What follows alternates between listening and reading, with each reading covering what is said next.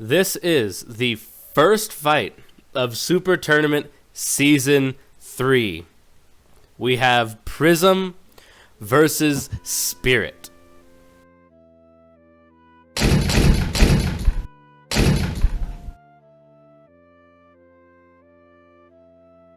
Both of you guys do have experience in here, so you both know how this plays out.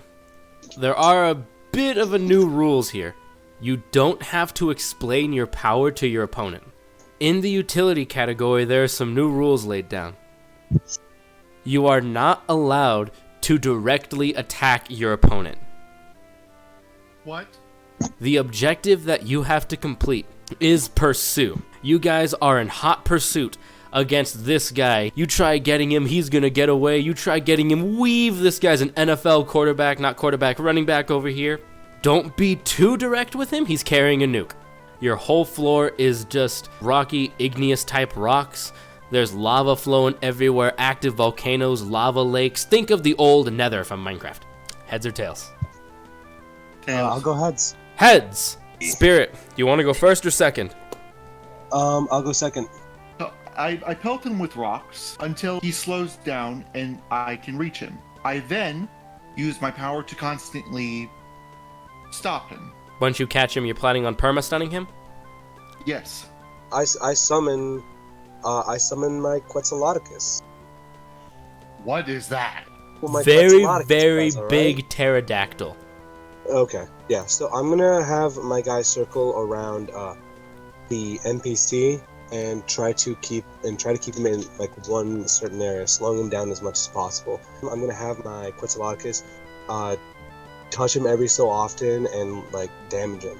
Like a cat messing with a ball. Smack, smack, smack, smack. The guy is like carrying basically a nuke. I gently lay him on the ground. Will my power affect the nuke? Just him. I'm gonna have my bird just keep swiping at him until he's unconscious.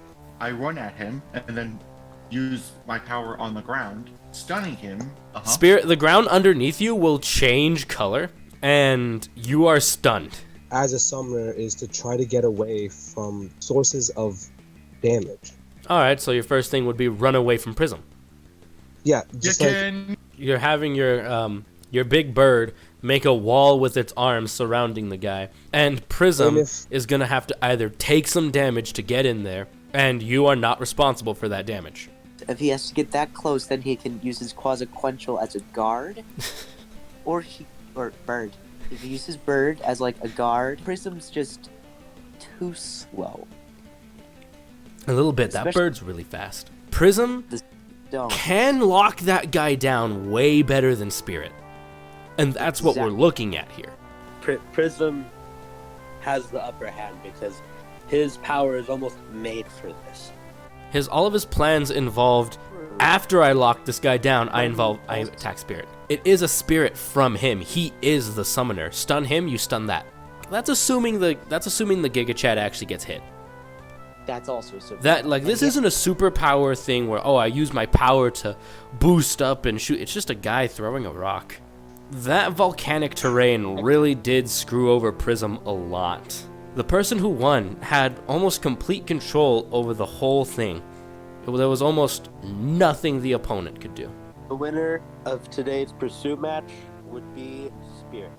This is the second match of round 1. Licht versus Origin.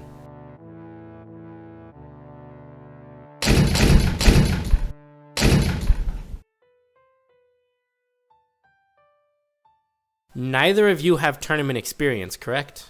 Yes. Your match, your thing that you guys are fighting in is stealth. If someone's gonna come and find you, you have to do your best to get out.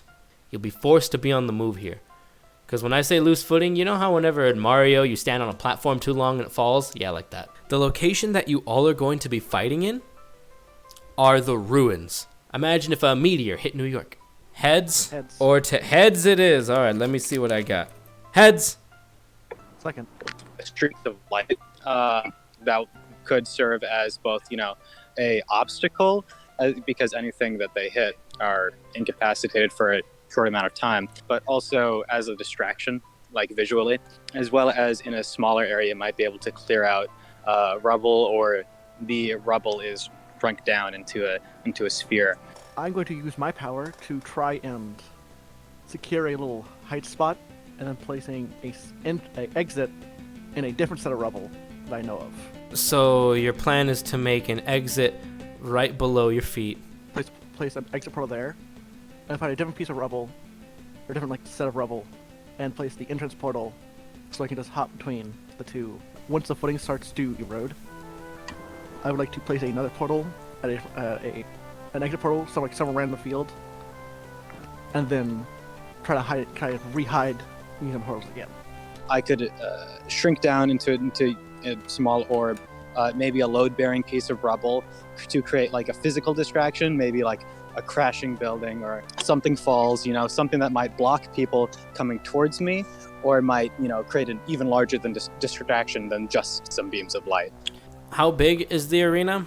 Yeah, the American measurement, it's about 4,000 hamburgers wand, 58 bald eagles length. Gotcha. 297 billion bananas. Mm-hmm. We have a banana for scale. 1,400 Washington machines, yeah. Basically flatten the areas that he's using for hiding, destroy hiding places that he might be hopping to and from, maybe in the process blocking off these portal effects that he seems to have going on. And by destroy hiding areas, you mean turning all the nearby rubble he's using for hiding into orbs. If I see, if the people aren't getting towards me, I start throwing them on the side where he is, or I would assume he is, Okay. because he's at me. Kind of like the Moon Knight random bullshit go kind of thing, just somewhere over there.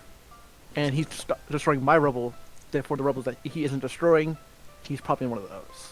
Searchers are getting hit with the beams too. Okay, so you're just taking out the searchers.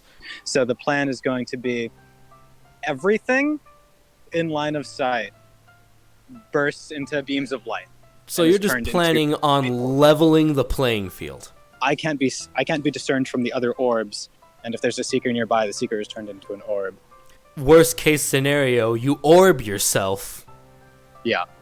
Place entrance portal myself, run away, place an exit portal somewhere else, and sort of have the ball sort of roll into it and get spattered across the field.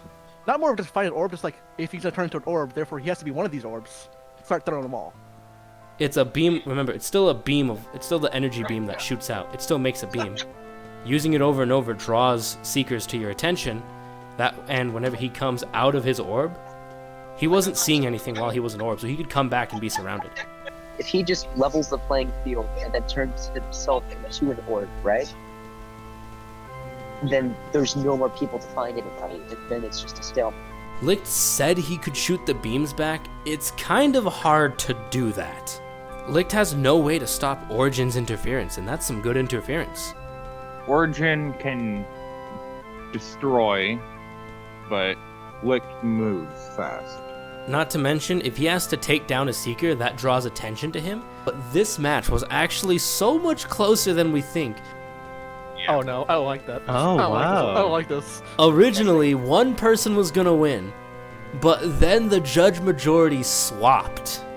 The winner of this stealth match is Licht. Oh shit. Nice. Oh,